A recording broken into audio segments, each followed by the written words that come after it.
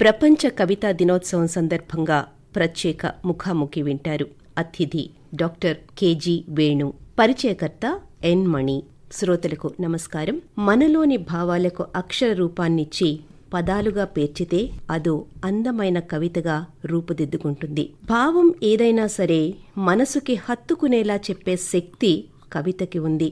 అటువంటి కవిత్వం కోసం నిర్దేశించబడిన ప్రత్యేకమైన రోజు మార్చ్ 21, ప్రపంచ కవితా దినోత్సవం.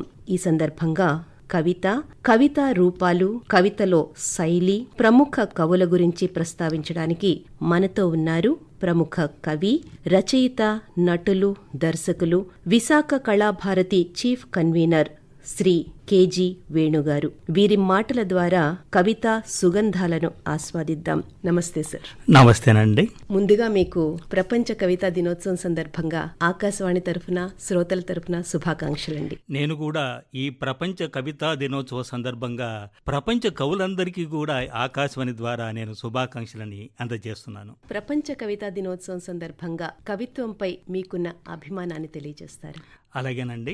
మొదట కవిత్వం అంటే ఏమిటో ఒకసారి ఆలోచిద్దాం. సాధారణ వాక్యానికి భిన్నంగా ఉండి మనసును రంజింపజేసి ఆలోచింపజేసే రచననే కవిత్వం అంటారు. కవిత్వం ఒక సృజనాత్మక సాహితీ ప్రక్రియ. కవిత్వం ఒక నిరంతర సాధన, ఒక అక్షర తాండవం. అస్తవ్యస్తమైన మానవ జీవిత అనుభవాలకు ఒక క్రమాన్ని, ఒక అర్థాన్ని ఇచ్చేదే కవిత్వం. కవిత్వంలో ఎన్నో ప్రక్రియలున్నాయి అంటారు. కవితలో ఉండే ప్రక్రియలు ఏమిటండి? అమ్మా, నేడు ప్రపంచవ్యాప్తంగా చాలా ప్రక్రియలు కవిత్వంలో తొంగి చూస్తున్నాయి. అందులో వచన కవిత్వం, మినీ కవిత్వం, హైకూలు, నానీలు, టంకాలు, మామీలు, వృంజకాలు, గజల్స్, రుబాయిలు, రెక్కలు. అమ్మా, ఇలాంటి ఎన్నో ప్రక్రియలు ఇవాళ కవిత్వంలో తాండవిస్తున్నాయి. ఓకే సార్, ఇప్పుడు తెలుగు కవిత్వం యొక్క పరిణామ క్రమం ఏంటండి?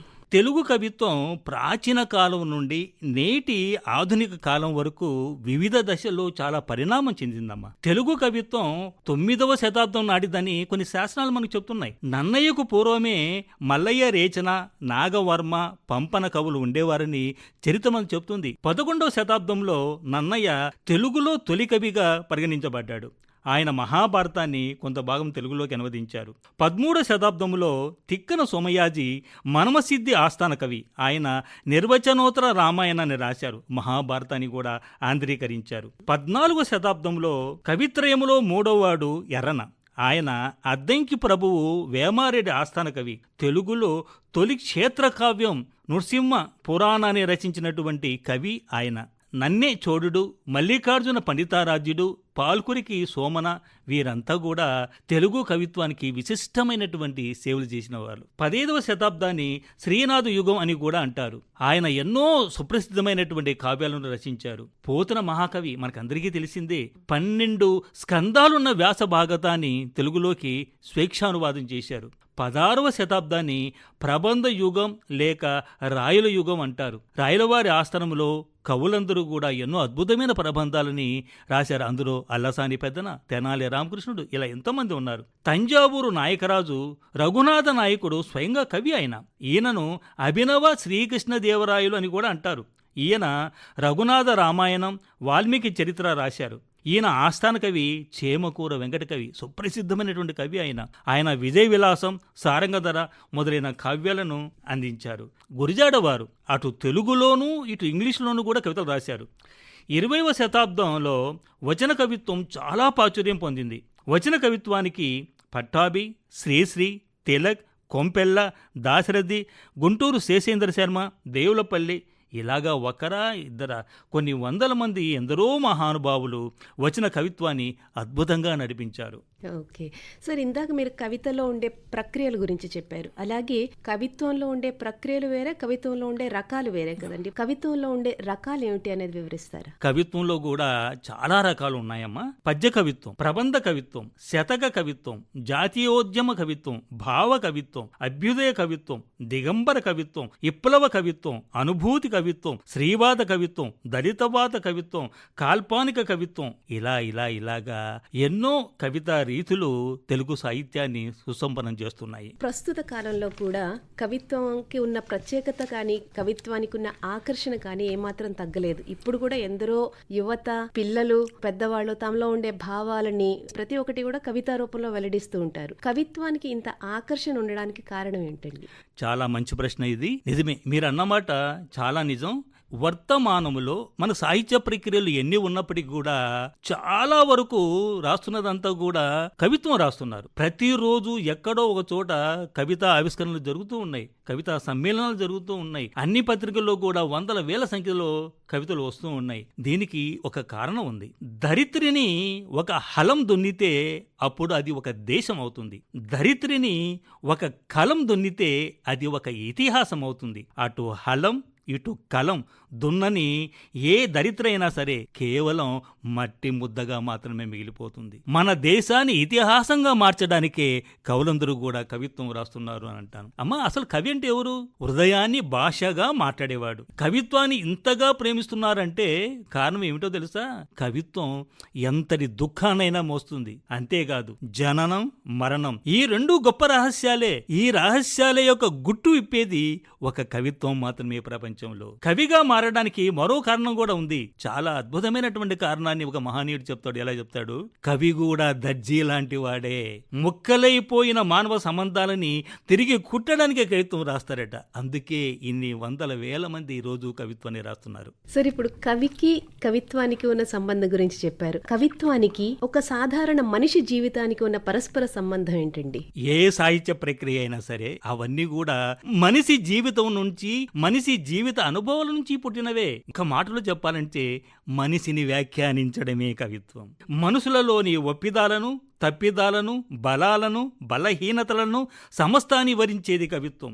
మనుషులకు సంబంధించి దేశంలో జరుగుతున్న ఏ సంఘటన అయినా సరే మొదట స్పందించేది కవిత్వం మాత్రమే. కవిత్వం మనిషి అస్తిత్వానికి ప్రతిరూపం. మనిషి మానసిక స్థితిని ఒక చిత్రపటములా గీయగలిగింది కవిత్వం మాత్రమే. నవరసాలకు సరైన రంగులను అద్దగల నేర్పు కవిత్వానికే సాధ్యం. తాను కదులుతూ మనుషులను వెంటనే కదిలించగల శక్తి కవిత్వ లక్షణాలలో మొట్టమొదటిది. కవిత్వంలోని ప్రతి అక్షరం మనిషికి ప్రతిరూపమే. అయితే ఒక కవిత్వంలో శైలి, శిల్పం, భావం అనేవి ప్రస్ఫుటంగా కనిపిస్తూ ఉంటాయి. అసలు ఈ శైలి, శిల్పం, భావం అంటే ఏంటండి? కవిత్వానికి మీరన్న శైలి, శిల్పం, భావం అన్నవి తప్పనిసరి అంశాలు. ఈ అంశాలు ఎప్పుడైతే పరిపూర్ణంగా పొదగబడతాయో ఆ కవిత్వం అజరామరమవుతుంది, జీవనదిలా ప్రవహిస్తుంది. తమ కవితల్లో ఒక ప్రత్యేకమైనటువంటి శైలి ఉండబట్టే నన్నయ్య, తిక్కన, ఎర్రన, పోతన, వేమన, శ్రీనాథుడు వేరువేరుగా మనకు కవులుగా గుర్తించబడ్డారు. అలాగే గురజాడ, శ్రీశ్రీ, కుందుర్తి, నారాయణబాబు, కాళోజీ, రవీంద్రనాథ్ ట్యాగూర్ లాంటి మహానుభావులు వీరంతా కూడా వారికి ఒక ప్రత్యేకమైన శైలి ఉండబట్టే సాహిత్యములో సజీవులుగా నిలిచిపోయారు. శైలి అన్నది కవి యొక్క తనదైన మార్కు లాంటిది. అది వర్ణనలో కానీ, ఎంచుకున్న వస్తువులో కానీ, ఆ కవి వాడే భాషలో కానీ ఎందైనా ఉండొచ్చు. ఒక కవి అలతి పదాలతో వివరిస్తూ కవిత్వం అలితే మరో కవి ధారాపాతంగా పదాలతో కవిత్వం అలవచ్చు. ఒక కవి వాస్తవాన్ని చెబితే మరో కవి ఊహలు చేయవచ్చు. శైలి అన్నది వైయక్తికం, అది కవి వ్యక్తిగత అంశం. దానికి ఉదాహరణగా ఒక మాట చెప్తాను. నెత్తురు మండే శక్తులు నిండే సైనికులారా రారండి అంటారు. ఇది శ్రీశ్రీ శైలి. ఆకులో ఆకునై, పువ్వులో పువ్వునై, కొమ్మలో కొమ్మనై, నునులేత రెమ్మనై ఈ అడవి దాగిపోనా. ఇది కృష్ణశాస్త్రి గారి శైలి. కవిత్వంలో శిల్పం కవులు రాసిన కవిత్వాన్ని మళ్ళీ మళ్ళీ చదివేలా చేస్తుంది. అది శిల్పం యొక్క ప్రాధాన్యత. కవితలోని శిల్ప సౌందర్యం కవి చేసిన ప్రయత్నానికి గొడుగు పట్టి నడిపిస్తుంది. పోతన రాసిన సుప్రసిద్ధమైన ఒక సీసపద్యాన్ని పరిశీలిస్తే మందార మకరంద మాధుర్యమునదేలు మధుపంబు బోవునే మదనములకు. ఇది మరో అద్భుతమైనటువంటి శైలి. ఎన్ని వందల సంవత్సరాలైనా సరే మళ్ళీ మళ్ళీ ఆ పద్యం పట్ల మనం చాలా ఆసక్తిని చూపిస్తున్నాం. ఇక భావం గురించి అడిగారు. కవితలో భావం చాలా ప్రధానమైనది. భావం లేని కవిత్వం జీవము లేని ప్రాణముతో సమానం. కవిత ఉద్దేశాన్ని బహిర్గతం చేసేదే భావం. కవిత్వానికి భావం ఆయుపట్టు. ఆ భావం ప్రేమ కావచ్చు, ఒక సమస్య కావచ్చు, ఒక సందేశం కావచ్చు, ఆ భావాన్ని ఛందోబద్ధంగా చెప్పవచ్చు, వచనములో చెప్పవచ్చు, గేయ రూపంలో చెప్పవచ్చు. ఎలా చెప్పినా సరే కవితలో భావం ఎంత బలంగా ఉంటే ఆ కవిత అంత బాగా రాణిస్తుంది. భావ సాంద్రత కలిగిన కవిత్వం పాఠకుల మనసుల్లో కలకాలం నిలిచిపోతుంది. మన భారతీయ కవులనే కాకుండా విదేశీ కవుల్లో కూడా ఈ భావం ఎలా వచ్చిందో ఒకసారి మనం అనుకుంటే, జీవితాల్లో మిగిలిపోతున్న వెలతి గురించి టిఎస్ ఎలియట్ రాసిన వేస్ట్ ల్యాండ్ కవిత మీకు అందరికీ తెలిసిందే. అందులో ఆయన ఎలా అంటారు, where is the wisdom that we have lost in knowledge, where is the knowledge that we have lost in information అంటారు. ఎంత అద్భుతమైనటువంటి భావన అంటే కవి ఎంత బలంగా ఈ భావాన్ని చిత్రీకరించాడంటే మనం ఎక్కడో అంతులేని ఎడారిలో నిల్చున్నాము అన్నటువంటి భావన కలుగుతుంది. ఒక్కొక్కరికి ఒక ప్రత్యేకమైన శైలి ఉంటుంది, భావం అందిస్తారు అన్నారు. ఇప్పుడు శ్రీనాథుడి గురించి మాట్లాడుకున్నా ఉంటే ఒక తూగుటుయ్యాల, వింజామర వీచే చెలికత్తె ఉండాలి, తాంబూలం ఉండాలి, అప్పుడే అసలైన కవిత వస్తుంది అన్నారు. అలాగే ఆయన వెళ్ళిపోతూ కూడా దివిజ కవివర గుండెలు దిగ్గురనగా అరుగుచున్నాడు శ్రీనాథుడు అమరపురికి అని అన్నారు. పోతన ఉన్నారు, నాకేమీ అక్కర్లేదు, పొలం దున్నుకుంటూ ఉంటాను, నేను కవిత్వం వేస్తాను అన్నారు. సో ఇలాంటి వాటి మధ్యలో మీరు ఒక కవిగా కవిత్వంకి రావాలి అంటే ఒక కవి హృదయం నుండి ఎటువంటి పరిసరాలు ఉండాలి, ఎటువంటి ప్రభావం ఉండాలంటారు? అప్పుడు వాళ్ళ కాలం వేరు, ఆ చరిత్ర వేరు, అక్కడ ఉన్నటువంటి సామాజిక పరిస్థితులు వేరు. శ్రీనాథుడి కాలానికి, తర్వాత పోతన కాలానికి. ఇప్పుడు రాస్తున్నటువంటి కవుల గురించి, ఇప్పుడున్న వాతావరణం, ఇప్పుడున్నటువంటి సమస్యలు, ఆ సమస్యలకు పరిష్కారాలు, సాంఘిక జీవనాలు, వీటన్నిటినీ తీసుకుంటే కవికి ఉండవలసినటువంటి ప్రత్యేక సౌకర్యాలు ఏమీ అవసరం లేదండి. కవికి ఉండవలసినది స్పందించే హృదయం ఉండాలి. స్పందించిన తరువాత ఆ స్పందనకు సరైనటువంటి పద ప్రయోగాలను ప్రయోగించగల నేర్పరితనం ఉండాలి. తర్వాత ఏ కవి అయితే తాను ఎక్కువగా కవిత్వాన్ని చదువుతాడో అంత బాగా కవిత్వాన్ని రాయగలడు. కవికి కావాల్సింది మొట్టమొదట స్పందించే హృదయం కావాలి, కవిత పట్ల ఒక భావన కావాలి, ఆరాధన కావాలి, ప్రేమ కావాలి, తర్వాత భాష పట్ల పట్టు కావాలి. తెలుగు కవుల గురించి మనం వివరించుకోవాలి అనుకుంటే అనేక మంది గొప్ప తెలుగు కవులు ఉన్నారు. శ్రోతల్ని రంజింపచేసి హృదయాల్ని ఆకట్టుకున్న వారు కూడా ఎందరో ఉన్నారు. అలాంటి కవుల గురించి మిమ్మల్ని అడిగితే ముందుగా గురజాడ వారి గురించి మీరేం చెప్తారండి? గురజాడ వారి అడుగుజాడల్లోనే మనం అంతా నడుస్తాను అంటాను నేను. ఒక్కటే మాట ఆయన గురించి, దేశమంటే మట్టి కాదోయ్, దేశమంటే మనుషులై అన్నటువంటి ఆ కవితను కానీ లేదంటే ఆ గేయాన్ని కానీ తీసుకుంటే ప్రపంచంలో అత్యుత్తమ గేయంగా అది పరిగణించబడుతుంది. ఎందుకు అంత అత్యున్నత స్థానం మనం ఇస్తున్నామంటే, ఆ దేశమంటే మట్టి కాదే, దేశమంటే మనుషులే గేయాన్ని ప్రపంచంలో ఏ దేశమైనా తమ దేశానికి అది దేశభక్తి గేయంగా మార్చుకోవడానికి, పాడుకోవడానికి అనుకూలంగా ఉన్నటువంటి ఏకైక గేయం గురజాడవారు రాసిందండి. ఆయన పుత్తడి బొమ్మ, పూర్ణమ్మ కావ్యం ఎంత గొప్ప ఇది. అదేవిధంగా ముత్యాల సరాలు మన వ్యాకరణంలో కానీ లేకపోతే ఈ కవిత్వ ధోరణిలో ఇప్పటికీ ముత్యాల సరాలుగా ప్రత్యేకమైనటువంటి వరుసలో నిలబడి మనల్ని ఆనందిస్తున్నాయి. ఇలాగ గురజాడ వారి గురించి పుంకానుపుంకాలుగా చెప్పుకోవచ్చు. ఇప్పుడు శ్రీశ్రీ గురించి అనగానే ఆయన విప్లవ కవి అనే ఒక ముద్ర పడిపోయింది. కాకపోతే అనేక అద్భుతమైన మనసును చలింపచేసే సినీ గీతాలు ఆయన కలం నుంచి జాలువారాయి. అటువంటి అద్భుతమైన కవి శ్రీరంగం శ్రీనివాసరావు గారి గురించి మీరేమంటారు? శ్రీశ్రీ గారు మనకందరికీ మహాప్రస్థానం కావ్యం వరకే మనం ఆగిపోతున్నాం. దాని ముందుకు వెళ్తే ఆయన అనేక పద్యాలు రాశారు. తర్వాత ఆయన మహాప్రస్థానం, ఖడ్గ సృష్టి, మరో ప్రపంచం, ఈ గ్రంథాలలోని కవితలన్నీ కూడా ఎందుకు ఇంత సంచలనం కలిగించాయి అంటే అందులోని ప్రతి కవిత, కవితలోని ప్రతి పదం, పదంలోని ప్రతి అక్షరం మానవ జాతికి సంబంధించింది. అందుకే ఆయన ఒక గొప్ప మాట అంటాడు, మానవుడే నా సందేశం, మనుష్యుడే నా సంగీతం.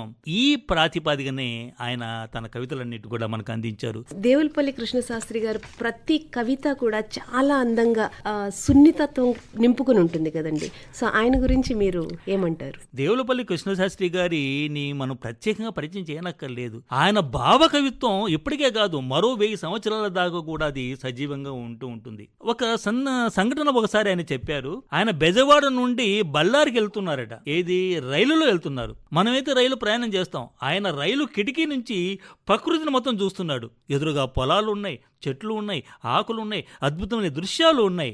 వాటిని చూస్తూ రాసినటువంటి కవితే ఆకులో ఆకునై, పువ్వులో పువ్వునై. దేవులపల్లి గారు ఎప్పటికీ సజీవంగా ఆయన జీవించి ఎందుకుంటారు అంటే ఆయన రాసినటువంటి ఒక లలిత గీతం, జయ జయ జయ ప్రియ భారత జనయిత్రి దివ్యదాత్రి, జయ జయ జయ శత సహస్ర నహనారి హృదయనేత్రి. ఈ గీతం ఇప్పటికీ మన చెవుల్లో మారు మ్రోగుతూనే ఉంటుంది. ఓకే. సో అలాగే అలిశెట్టి ప్రభాకర్ గారు కావచ్చు, కావచ్చు, లేకపోతే గుంటూరు శేషేంద్ర శర్మ గారు కావచ్చు, దాశరథి, ఇటువంటి తెలుగు కవుల గురించి వివరిస్తారండి. అతి చిన్న వయసులోనే మరణించినటువంటి అలిశెట్టి ప్రభాకర్ గారు అద్భుతమైన కవిత్వం రాశారు. అంత సామాజిక స్పృహతో ఉన్నటువంటిది. రైతుల కష్టాలు అప్పటికీ ఇప్పటికీ ఒకే రకంగా ఉన్నాయి. వాళ్ళ యొక్క దీన స్థితులను చూసి ఏమంటారంటే, ధాన్యపు గింజలు ఒలిస్తే రైతు అస్థిపంజరం రాలిపడే దయనీయ దృశ్యమే వ్యవసాయం.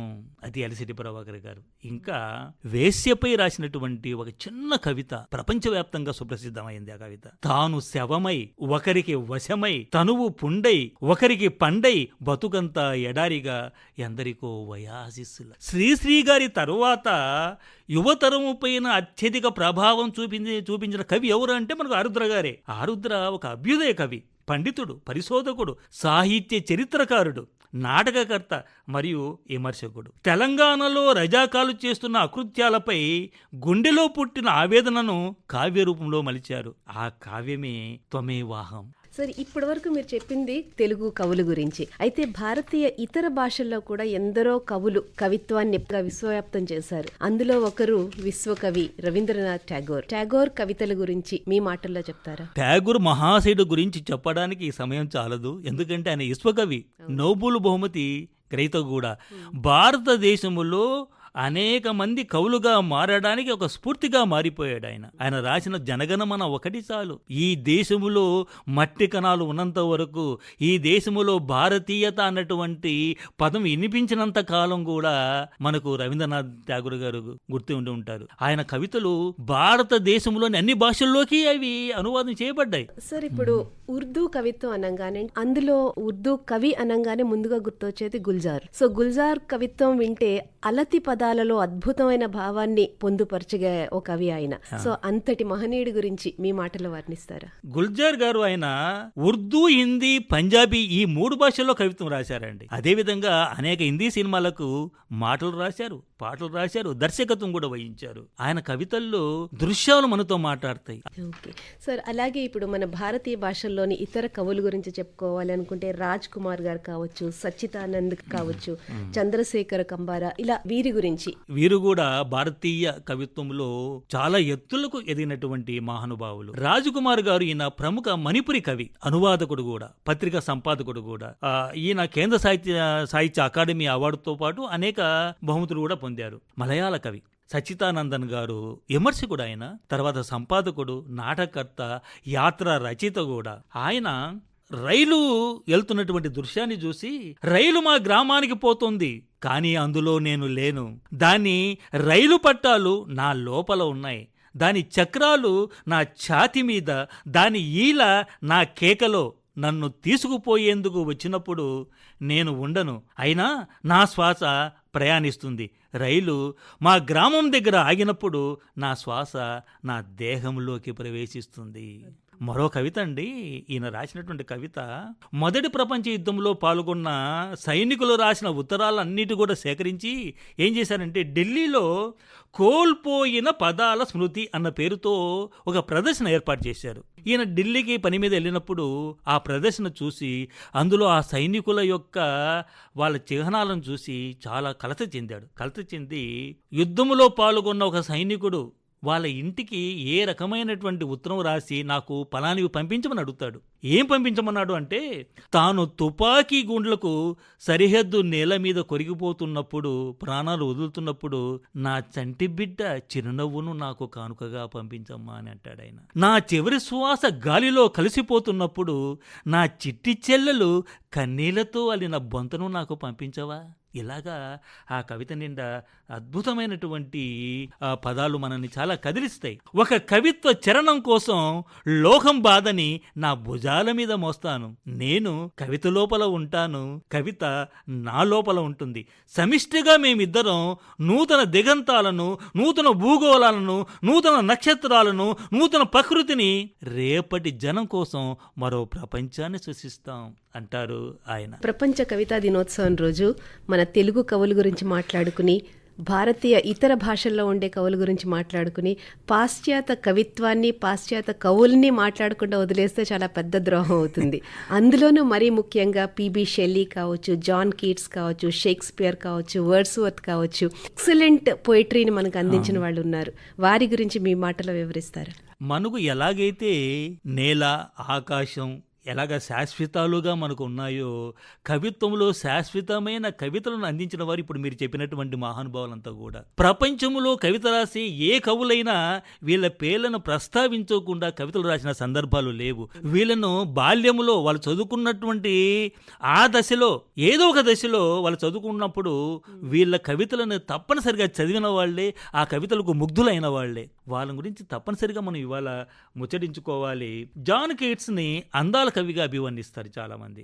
ఊహ మరియు ఆశ యొక్క స్ఫూర్తిని ప్రతిబింబించే కవిత్వానికి షెల్లీ ప్రసిద్ధుడు. విలియం వర్డ్స్వర్త్ని ప్రకృతి కవిగా మనం పిలుస్తూ ఉంటాం. కవిత్వం రాసే వారి మీద కీట్స్, షెల్లీ, విలియం వర్డ్స్వర్త్ మొదలైన కవుల యొక్క ప్రభావం తప్పనిసరిగా ఉంటుంది. ఇందులో ఒక మాట అమ్మా, విలియం వర్డ్స్వర్త్ని నేను ఎక్కువగా ఇష్టపడిన కారణం ఏంటంటే ఆయన కవిత్వంలో ప్రకృతి చాలా అందంగా కనిపిస్తుంది. ఆ అందాన్ని చూసినప్పుడు నాకు ఏమనిపిస్తుందంటే మనుషుల యొక్క మనసులు కూడా ప్రకృతి అంత అందంగా ఉంటే ఎంత బాగుండును అనేటువంటి భావనకి తీసుకెళ్తాడు వర్డ్స్వర్త్. అంటే మిమ్మల్ని వర్డ్స్వర్త్ అంతగా ఆకర్షించడానికి కారణం ఆయన సాలిటరీ రీపర్ అనే పద్యం కూడా రాశారు కదా. దాంట్లో అంటే మాక్సిమం విలియం వర్డ్స్వర్త్ అనగానే ఒక కరుణ, ఆర్ద్రత ఇటువంటివి కనిపిస్తూ ఉంటాయి. మరి మీ కవితల్లో కూడా అటువంటివి కనిపిస్తూ ఉంటాయి, వినిపిస్తూ ఉంటాయండి?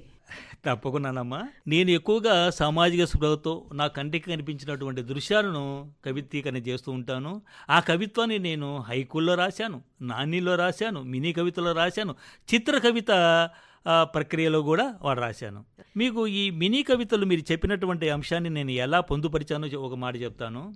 ఒక పిల్లాడు చెరువులో ఈత కొడుతున్నాడు. వాడి మీద రాసినటువంటి ఒక చిన్న మినీ కవిత, పిల్లాడి మొలతాడు. ఈత కొడుతున్నాడు చెరువులో పిల్లాడు, మొలతాడెక్కడా అని అడిగాను, కట్టి గాలిపటాన్ని ఎగిరేశానన్నాడు. ఆకాశం దాకా ఎదిగిన వాడి జ్ఞానం రేపటి భవిష్యత్తుకు తలరాతలో రాస్తూ. ఇది మినీ కవిత వాడి గురించి. అదేవిధంగా మనుషుల యొక్క జీవితం త్యాగాలకే ఎందుకు అంకితం అవ్వాలి అన్నటువంటి భావనని స్ఫురింపజేస్తూ శ్వాసకు శ్వేతపథం దాని పేరు. అతడి ఆయుస్సు తెగ పెరుగుతోంది, మందులు టానికులు తాగి కాదు, నిత్యం కసరత్తులు తపస్సులు చేసి కాదు, జనం కోసం శ్వాస త్యాగాలు చేశాక సేవకు అతని జీవితం శ్వేతపత్రంగా మారుతూ. కాకులు మనం రోజు చూస్తూ ఉంటాం, అరుస్తూ ఉంటాయి. దాన్ని నేను కవిత్వంలోకి తీసుకొస్తూ కాకి రాడార్లా అన్నటువంటి పేరు పెట్టి, పొద్దున్నుంచి కాకి తెగరుస్తుంది, రాబోయే చుట్టాన్ని రాడారులా కనిపెట్టి. అలాగే అమ్మ మీద కూడా ఒక కవిత ఉన్నది. ఒక మాట అంటాను నేను అక్కడ, నేను ఎన్ని అద్దాలలో చూసుకున్నా అందంగా లేను, ఒక మా అమ్మ కళ్ళల్లో తప్ప. 4 వేదాలను కలిపి బ్రహ్మ బొమ్మను చేస్తే ఆ అమ్మే మా ఇంట్లో బొమ్మయి తిరుగుతుంది. ఉపాధ్యాయుడి మీద ఒక చిన్న కవిత మీకు చెప్తాను. ఇక్కడ పిల్లడు అడిగాడు, మాస్టారు ఈ కళాశాలలో నా చదువు అయిపోయిందండి, వెళ్ళిపోయాను, ఇంతవరకు మీరు నాకు మార్గదర్శకంగా ఉన్నారు, తర్వాత నేనెక్కడో మీరెక్కడో ఉంటారు, కానీ నాకు మీ ఉనికి కావాలి, మీ తోడు నాకు కావాలి అని అడుగుతాడు. అప్పుడు ఈ మాస్టర్, ఒరే నువ్వు ఎక్కడ ఉన్నా సరే, ఏ ప్రాంతంలో ఉన్నా సరే, ఏ దేశంలో ఉన్నా సరే, నేను నీ పక్కన ఉంటాను అంటాడు ఆయన. అది ఎలాగా మాస్టరు, అది సాధ్యపడుతుంది అంటే, అయితే విను అంటూ ఒక కవిత రూపంలో చెప్తాడు. ఆకాశములో వెలిగే ధ్రువ నక్షత్రానివి నీవైతే, ఆ వెలుగు వెనుకనున్న తెర ఆకాశాన్ని నేనవుతాను. ఆకాశములోకి దూసుకు వెళ్లే రాకెట్టువి నీవైతే, ఆ రాకెట్టు నిండా దట్టించిన ఇంధనాన్ని నేనవుతాను. బ్రహ్మాస్త్రాన్ని సంధించే మహావీరుడు నీవైతే, అస్త్రాన్ని సంధించడానికి ఉపకరించే మంత్రాన్ని నేనవుతాను. ఎర్రగా పండిన పరిమళాల తాంబూలానివి నీవైతే, అందులో ఉన్న ఆకు ఒక్క నేనవుతాను. చిరునవ్వుల పసిపాపవు నీవైతే, ఆ పాపను లాలించే తల్లివడిని నేనవుతాను. నీ వెంటే నేనెప్పుడూ ఉంటా అంటారు ఆ మాస్టారు ఆ విద్యార్థిని గురించి. సార్, మీకు జాతీయ స్థాయిలో బహుమతి అందించిన కవితల్లో ఒక కవితను ఈ రోజు మా శ్రోతల కోసం వినిపిస్తారా? నాకు ఇప్పటిదాకా 22 కవితలకు బహుమతులు వచ్చాయి. అందులో రాష్ట్ర స్థాయి, జాతీయ స్థాయిలో ఉంది. మొన్నటికి మొన్న తెలుగు వనం జాతీయ స్థాయి పోటీల్లో నాకు వచ్చినటువంటి ఒక కవితను నేను ఇప్పుడు మీ ముందు వినిపించడానికి ప్రయత్నం చేస్తాను. ఈ కవిత కూడా నేను చూసిన ఒక దృశ్యమే కారణం. నమ్మండి, నేను అనాథనే, నా కన్నీళ్ళ సాక్షిగా చెప్తున్నాను. అనాథను నేను, అనాథలలోకెల్లా అనాథను. రాక్షసుల మధ్య యుద్ధాలు మీరు ఎప్పుడైనా చూశారా?